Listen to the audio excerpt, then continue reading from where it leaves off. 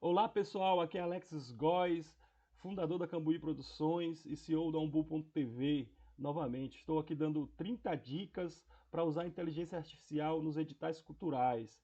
Ontem eu falei sobre como analisar um edital cultural e eu fiz uma planilha aqui de editais, né, do PROAC de São Paulo, o Ibercenas e 4 editais da Fundação Gregório de Matos. Eu fiz eles, tentei fazer eles de uma forma geral, o PROAC ele conseguiu me dar uma planilha já quase completa, geral, e os outros eu fui fazendo individualmente. Aí vamos fazer uma análise rápida aqui do resultado.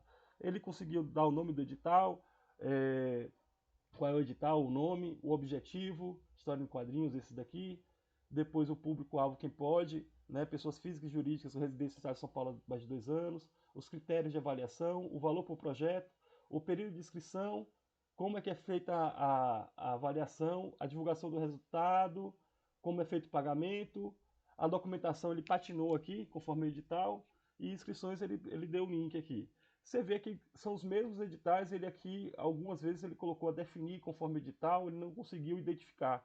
Mas tudo isso aqui ele foi feito de uma maneira única, né? Então ele conseguiu produzir tudo isso aqui. No Iberecenas eu pedi para ele fazer das 3 linhas, e aí ele meio misturou as linhas aqui, mas ainda assim ele conseguiu me dar as informações principais, eu já conferi essas informações, então ok. E da Fundação Gregório de Matos, que foi a primeira que eu peguei, ele conseguiu fazer tudo bonitinho porque eu fiz aquele processo todo de tokenização, né, do arquivo que eu mostrei no vídeo anterior. É, os outros eu botei só o edital dentro desse meu esquema aqui de Google Drive. Então eu tenho aqui o leitor de editais, eu tenho todos os editais aqui. Eu não pedi para ele ler a Festas e Feiras Literárias ainda. Tem 2 links aqui que mandaram. E aí vou acrescentando essas sugestões.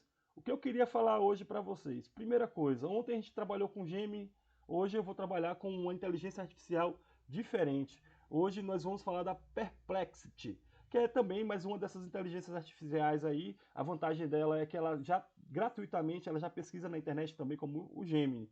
Aqui eu não vou fazer nada relacionado diretamente aos editais. Eu vou falar um pouco agora sobre quais são os cuidados que a gente tem ao trabalhar com inteligência artificial. Primeiro a gente precisa compreender o que é inteligência artificial. Eu sei o que é inteligência artificial, mas eu vou perguntar para ele aqui o que é inteligência artificial.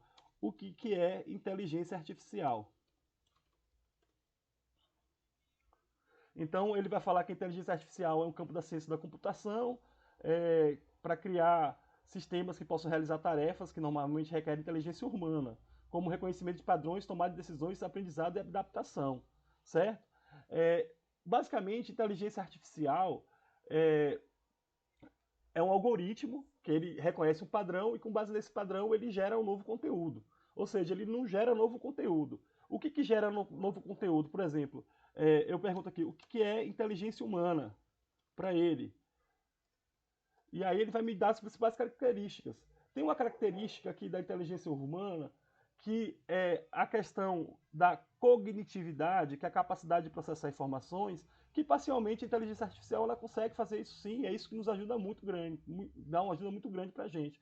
Agora, a questão das emoções, socialização, a questão de várias inteligências, a inteligência emocional, o QI, a inteligência espiritual, outras inteligências, a inteligência artificial ela não consegue. E aí quando a gente fala sobre criação artística, né, o que é uma criação artística? Porque geralmente um projeto cultural envolve a criação artística de algum modo. É, e aí ele vem falar de pensamentos, sentimentos, de coisas que a inteligência artificial não é capaz de fazer. Então, se você está esperando aqui, nesses 30 dias que a gente vai bater esse papo, vai apresentar algumas dicas, que você vai chegar aqui e vai colocar o computador para fazer o trabalho para você, isso não vai existir, certo? Eu tenho aqui já desenvolvidos algumas inteligências, alguns modelos de linguagem treinados aqui para construir o PAA, que eu já usei agora, para tirar dúvidas de editais, para elaborar ata, esse é ótimo também. Hoje a gente está focado aqui nos editais e no processo de escrita dos projetos e que cuidados a gente vai ter com isso. Então, eu queria mostrar para vocês um artigo da Forbes, que fala sobre inteligência artificial e alguns problemas que, né, ela pode ter. Então, quais são os riscos dessa inteligência artificial? Primeiro, falta de transparência, a gente não sabe como eles usam esses dados da gente, então eu não recomendo usar dado nenhum que não seja público. Todos os dados que eu estou usando para treinar as inteligências artificiais aqui são dados públicos, não tem RG, CPF de ninguém, não é um projeto que eu estou pedindo para ele criar, porque ele pode aprender com o meu projeto e outra pessoa vai lá e, né, de repente faz uma pergunta semelhante e tem um resultado. Ninguém sabe, porque falta transparência. Também tem um problema de preconceito, discriminação, porque como ele analisa todos os padrões que tem na internet, no banco de dados gigantesco, esses padrões também têm preconceito. E aí ele acaba replicando isso nas respostas que ele dá. A questão da própria privacidade dos dados, que eu já falei um pouco, dados pessoais.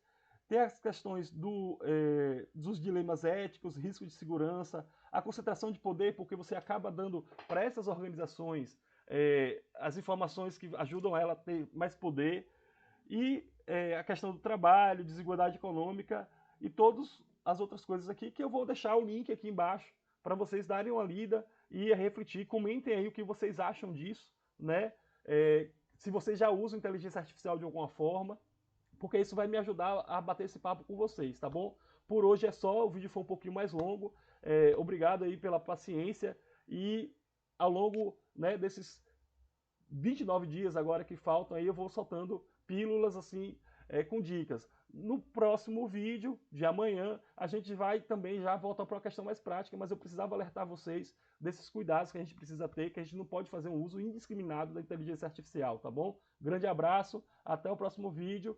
Confere os links aí na descrição, tem coisas importantes que vão ajudar você a compreender um pouco esse conteúdo. Grande abraço, até a próxima.